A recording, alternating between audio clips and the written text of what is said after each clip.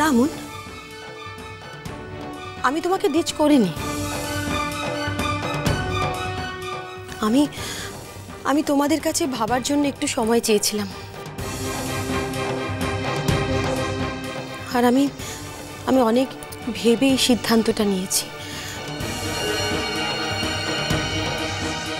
যে আমি কারো সঙ্গে কারো বোঝা হয়ে আর থাকবো না।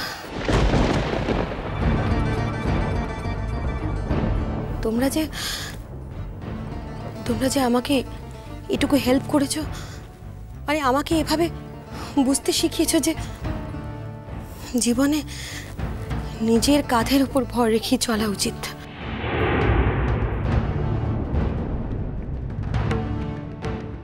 প্রত্যেক মানুষের কাছে সেটাই বাঞ্ছনীয়। তার জন্য আমি সত্যি সত্যি তোমাদের কাছে গ্রেটফুল। তাহলে তুমি আমাকে এটা বিশ্বাস করতে বলো না যে এই বাড়ি, প্রপার্টি, সুখ স্বাচ্ছন্দ্য সবকিছু ছেড়ে তুমি নিজে একা রোজগার করে থাকবে।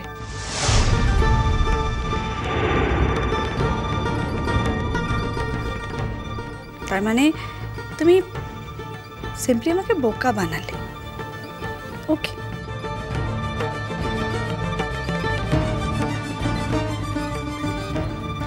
আমি চেয়েছিলাম মানুষ হিসেবে তোমাকে সম্মান দিতে, তুমি তার যোগ্য নাও।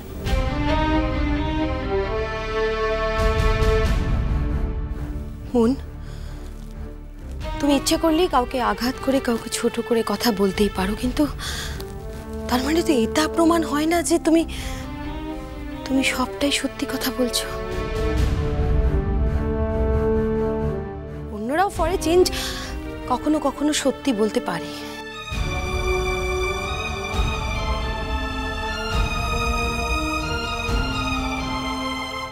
এনিওয়ে দিব্য,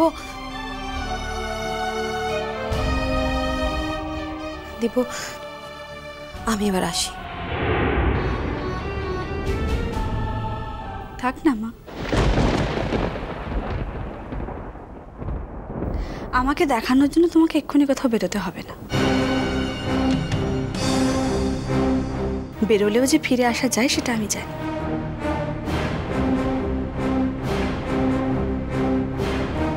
না মুন, আমি আমার সন্তানের কাছে কোনো পরীক্ষা দিচ্ছি না। এই পরীক্ষাটা আমার নিজের কাছে মা, আমার নিজের কাছে।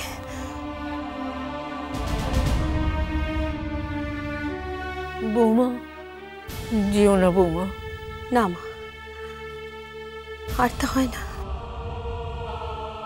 অনু, এই বাড়িতেই না হয়। না দিব্য, বললাম যে আর সেটা হয় না। অ্যাটলিস্ট কোথায় থাকবে সেটা যদি জানাতে।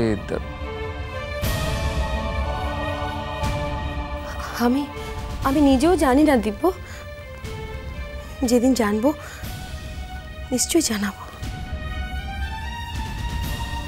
ধ্রুব, আমি জানি যে নাটকটা দেখতে দেখতে আপনি এতই বিভোর হয়ে গেছেন যে আমাদের কারো কথা এখন আপনার আর কানেই ঢুকছে না। কমলিকা,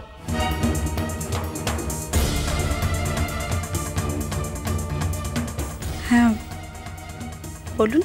অন্যের সৌজন্যকে আপনি দুর্বলতা বলে মনে করবেন না।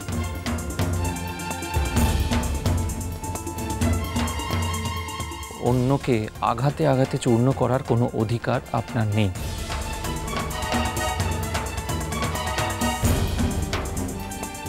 এরা অত্যন্ত ভদ্র মানুষ, তাই আপনার আঘাতটা আঘাতে ফেরত দিচ্ছে না। কিন্তু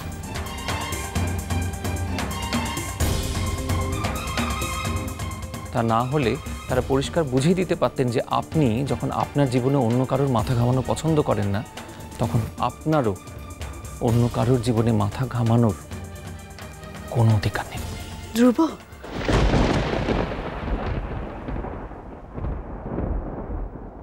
এবার কি বেরোনো যেতে পারে?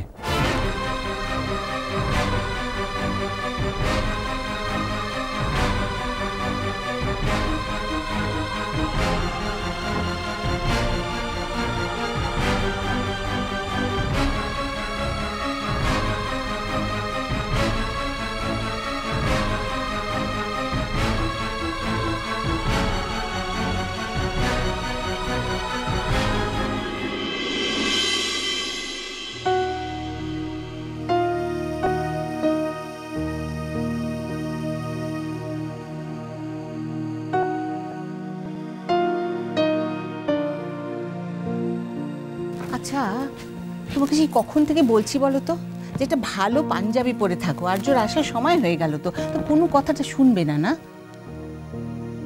কি জানি বাবা, চিরকাল তো শুনে এসেছি যে জামাই আসবে বলে মেয়ে সেজে গুজে বসে থাকে, কিন্তু বাপের জামাই এই কথা তো শুনিনি যে জামাই আসবে বলে শ্বশুর শাশুড়ি গালে পাউডার মেখে সেজে গুজে বসে থাকে। সব কিছু তোমার একেবারে অদ্ভুত। এত বিচ্ছিরি কথাবার্তা না তোমার, আমার এই জন্য তোমার সাথে কথা বলতেই ইচ্ছে করে না। ও, কথা বলতেই ইচ্ছে করে না, ওই জন্য সারাক্ষণ পেছনে চরকি মেরে ঘুরে বেড়ায়। তুমি থামবে? বৌদি, বৌদি, এই যে দেখো, এই রাবড়ি, রসমালাই সব নিয়ে এসেছি। এই ধরো ধরো ধরো ধরো কন্যা ধরো। দাদা আস্তে আস্তে।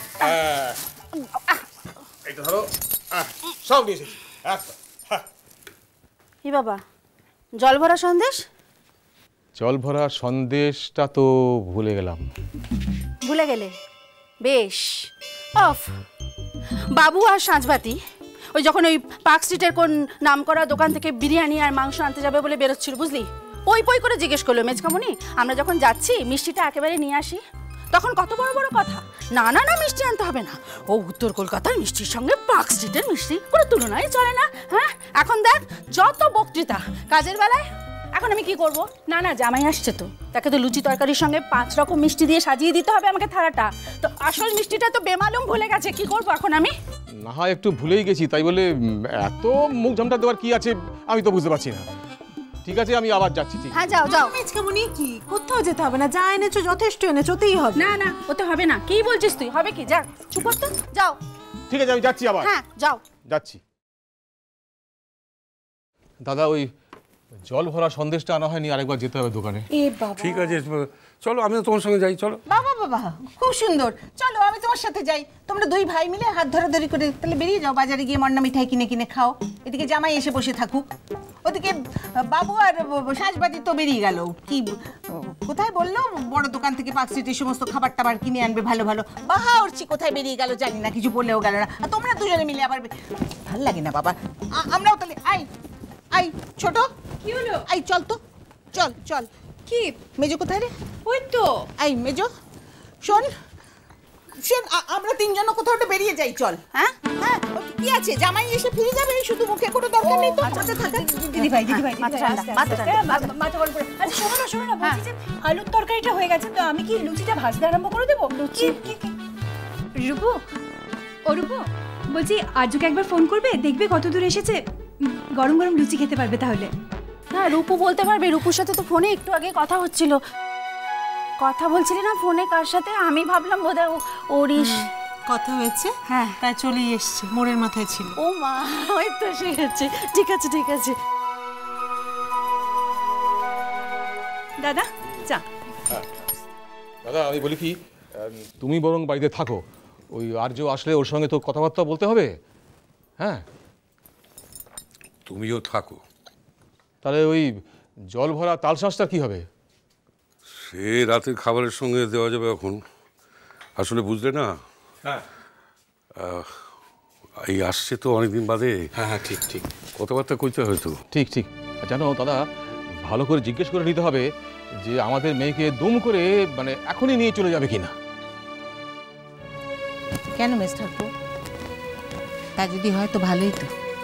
আমরা তো সবাই মিলে এই দিনটাই চাইছিলাম, বলো কবে থেকে। রূপুটা চলে গেলে বাড়িটা একেবারে, না না,